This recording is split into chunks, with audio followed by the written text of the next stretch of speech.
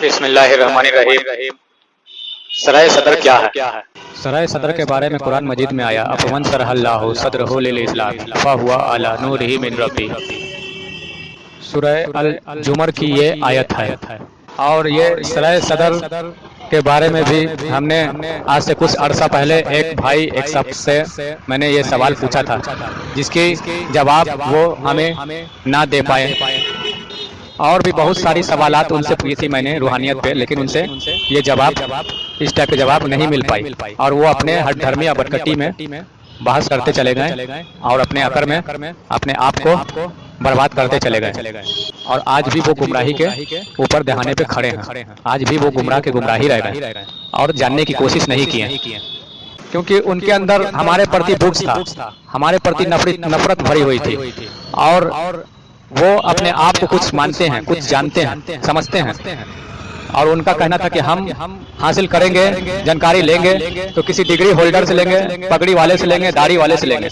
इनका वही राब था, अपना राब यही वो गाते थे और इनका यही राब, इनकी यही बदगुमानी उनको गुमराह और बर्बाद करती गई और गुमराही के दहाने पे उनको खड़ा किए हुए हैं। फिर भी वो अपने आप को मानते हैं कि मैं अच्छा हूँ, मैं भला हूँ। कुरान मजीद की इतनी बड़ी आयत, सूरह जुमर की आयत, और इसकी उनको जानकारी नहीं है, इसकी तस्रीहात उनको पता नहीं है कि अल्लाह ने सभी को ऊपर हुक्म नाजिल फरमाया कि अपने सीने का सराय सदर कराओ, और सराय सदर के बारे में उनको कोई जानकारी नहीं है। तो आज मैं इसी सराय सदर के ऊपर आपसे गुफ्तगू करूंगा। अब यहाँ पर नफ्स सहाबा इकराम के पाक क्यों हुए हैं? वो सोहबते रसूल की वजह से नफ्स सहाबा इकराम के पाक हुए हैं। सहाबा इकराम के नफ्स पाक क्यों हुए हैं? वो सोहबते रसूल की वजह से पाक हुए हैं, सोहबत की वजह से पाक हुए हैं, क्योंकि हुजूर की सोहबत में बिताए उन्होंने वक्त अपना। सही है ना? अब हुजूर दुनिया से तशरीफ ले जाते हैं, पर्दा फरमा लेते हैं। 62 साल की उम्र में हुजूर पर्दा फरमा लेते हैं और कई लोग कहते हैं 63 साल, लेकिन वो जो है ना असल हकीकत वो 62 साल है उनकी पर्दा फरमाने का। अब उन्होंने पर्दा फरमा लिया, अब हुजूर की सोबत छिन गई। अब क्या होगा? पहले तो जो भी गुनाह वगैरह होता था हुजूर की सोबत में आते थे, बैठते थे, धुल जाता था। अब हुजूर की सोबत छिन गई, अब क्या होगा? मतलब ये कि उनको तो मेहनत नहीं करनी पड़ी ना। कितने बड़े बड़े गुनाह को धोने के लिए कौन सी इबादत करनी चाहिए, कौन सी इबादत करनी पड़ती है, ये पता ही नहीं था उनको। सहाबा इकराम को उनको तो मेहनत नहीं करनी पड़ी ना। अब उनकी तो सारी गुनाह धुल गए हुजूर के सोहबत में। अब जब सोहबते रसूल जब उनकी छिनी है और हुजूर के पर्दा फरमाने के बाद, उसके बाद जो उन्होंने गलतियां की है, जो गुनाह उनसे सरजद हुए हैं, वो सब उन पर लदना शुरू हो गए। क्या हो गए? लदना शुरू हो गए। और उस गुनाह से बचा कौन? उस गुनाह से बचा वो जिसने सराय सदर कर ली थी। सोहबते रसूल के बाद भी, यानी कि हुजूर के पर्दा फरमाने के बाद भी नूर उनके सीने में बनता रहा, जिन्होंने सराय सदर अपनी कर ली थी। ये है सराय सदर का मतलब। और सोहबते रसूल से जो उन्होंने हासिल की थी तहारत, उन तहारत में तगय्युर वाक़ई नहीं हुआ, तहारत में फर्क नजर नहीं आया, क्योंकि सिलसिला नूर जारी रहा सराय सदर की वजह से, सराय सदर के वजह से, क्योंकि सिलसिला नूर उनके जारी रहा। तहारत में कोई तगय्युर और कोई बदलाव नजर नहीं आया हुजूर के पर्दा फरमाने के बाद भी। और जिनकी सराय सदर नहीं हुई थी, उनका सिलसिला नूर जो सोहबते रसूल में मयसर हो रहा था, वो खत्म हो गया, जिनकी सराय सदर नहीं हुई थी। और जब वो सोहबते रसूल से मिलने वाला नूर उनका रुक गया, जो सोहबते रसूल से जो मिल रहा था उनको नूर, जब वो नूर उनका रुक गया हुजूर के पर्दा फरमाने पर, और उनके गलतियां और गुनाह जारी रहे, तो फिर हुआ क्या कि वो जो नफ्स उनका मुलहिमा था वो वापस दोबारा पीछे जाने लगा। और कई सहाबा ऐसे हो गए कि जिनकी सराय सदर हासिल नहीं थी और नफ्स की तहारत हुजूर की सोहबत से मिली थी। जब सोहबत खत्म हो गई, हुजूर की सोहबत छिन गई और सराय सदर हासिल नहीं थी, सीने में नूर बन नहीं रहा था, غلطیاں اور گناہ ہو رہے تھے ان سے، تو وہ لطیفہ نفس جو ملہمہ تک پہنچا تھا، اور ملہمہ سے تو وہ نفس دوبارہ لبامہ کی طرف گیا، لبامہ سے پھر آگے پیچھے پھر امبارہ تک چلا گیا، اور پھر جب وہ پاک نفس ملہمہ سے امبارہ کی طرف گیا، تب پھر لوگوں نے تلواریں اٹھائی اور نواسہ رسول کو شہید کر دیا۔ جب ملہمہ سے نفس امبارہ کی طرف گیا، تب ان لوگوں نے تلواریں اٹھائی اور نواسہ رسول کو شہید کر دیا۔ یہ ہے وجہ، سرائے صدر نہ ہونے کی وجہ۔ سب سے بڑا نقصانی کا خمیازہ بھگتنا پڑا، سب سے بڑا نقصانی انہیں اٹھانا پڑا۔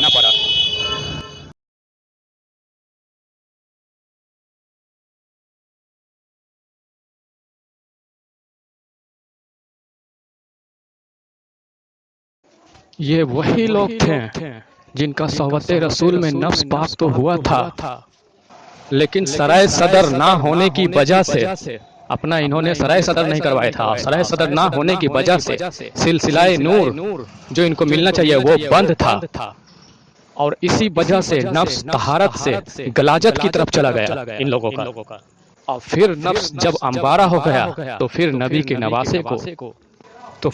کے نواسے کو پیاسا مارا، شہید کیا، کربلا کے ریت پر انہیں پامال کیا، انہیں لٹایا، اور لٹا کر گھوڑوں سے پامال کیا اور انہیں شہید کیا۔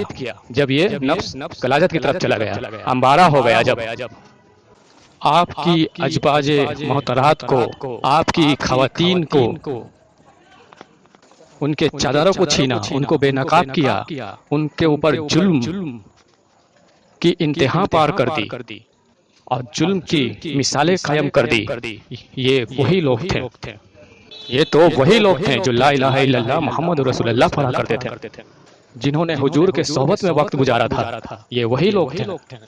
پھر کیا ہوا کہ اتنے بڑے سخت کافر ہو گئے، اتنے بڑے کفریات کر بیٹھے۔ پھر کیا ہوا کہ اتنے بڑے سخت کافر ہو گئے، منافق اور ظالم ہو گئے۔ پھر کیا ہوا؟ وہ اس لیے کہ صرف صحبت رسول کا ثمر تھا، تو جب صحبت رسول چھن گئی، جو حضور کی صحبت سے جو نور ملتا تھا، تو وہ نور بھی ملنا ختم ہو گیا، وہ صحبت چھن گئی تو نور بھی چھن گیا، اور اب گناہوں کو دھونے والی کوئی شے باقی نہیں بچی تھی، اور سرائے صدر کا علم انہوں نے سیکھا نہیں تھا، لہٰذا طہارت سے دوبارہ غلاظت میں مبتلا ہو گئے۔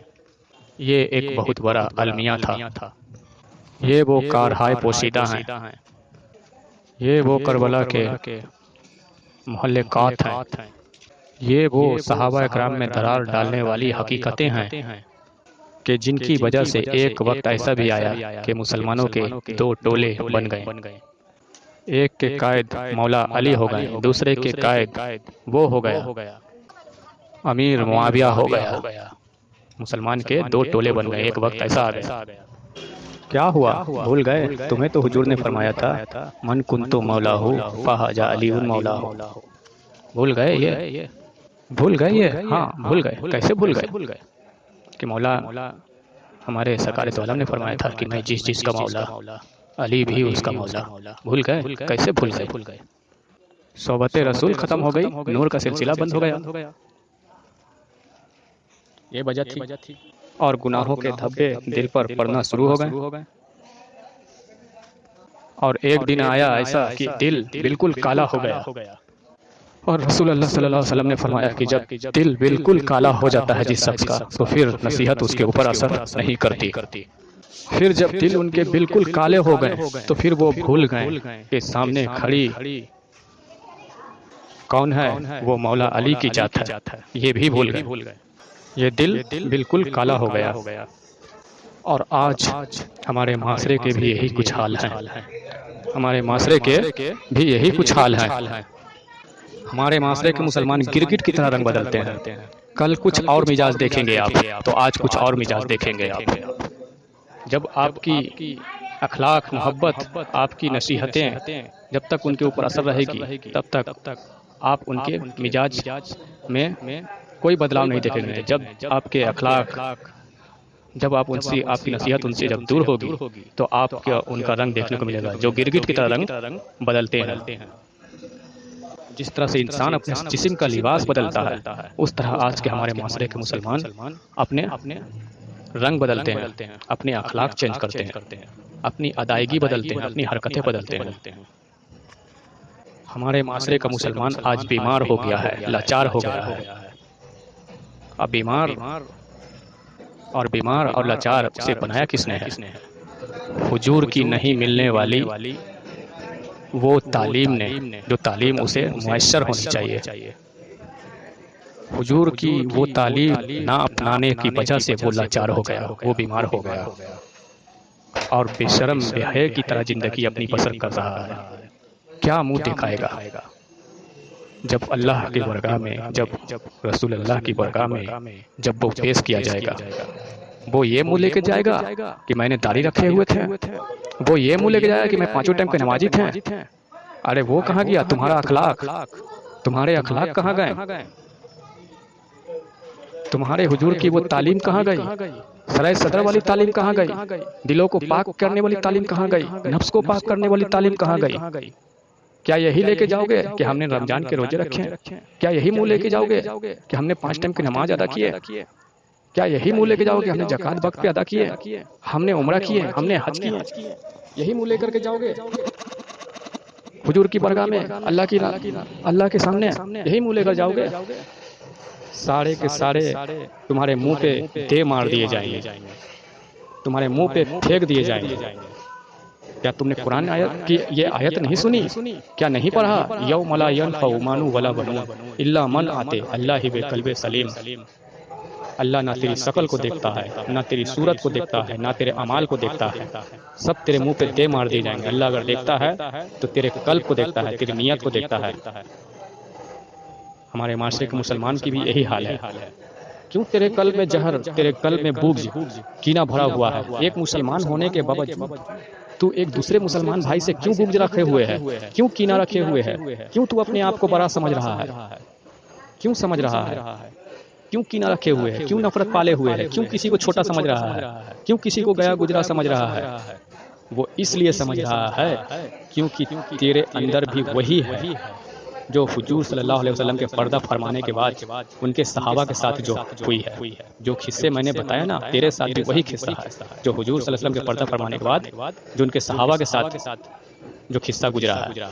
جو وہ منافق ہو گئے، کافر ہو گئے، جو نبی کے نواسے کو شہید کرنے پہ آمادہ ہو گئے، وہی قصہ تیرے ساتھ بھی ہے. کیونکہ انہوں نے بھی اپنا سرائے صدر نہ کروایا اور حضور کی صحبت میں رہ کر جب تک رہیں جب تک ان کا نفس پاک رہا. حضور کی صحبت چھینی تو وہ کافر بن گئے، منافق بن گئے اور نبی کے نواسے کو شہید کر ڈالا. اور تیرے ساتھ بھی وہی قصہ ہے کہ تو نے بھی اپنا سرائے صدر نہیں کروایا، سرائے صدر کی تعلیم نہیں اپنائی، اپنے دل کو پاک نہیں کیا، اپنے نفس کو پاک نہیں کیا. اگر تو اسے پاک کر لیتا تو ایک مسلمان ہونے کے باوجود اپنے دوسرے مسلمان کے بھائی کے پرتی محبت رکھتا. اگر ایک مسلمان بھائی تجھ سے محبت سے، تجھ سے اخلاق سے تیرے قریب آ رہا ہے تو 10 قدم تو اس کی طرف اخلاق سے اپنی قدم بڑھاتا.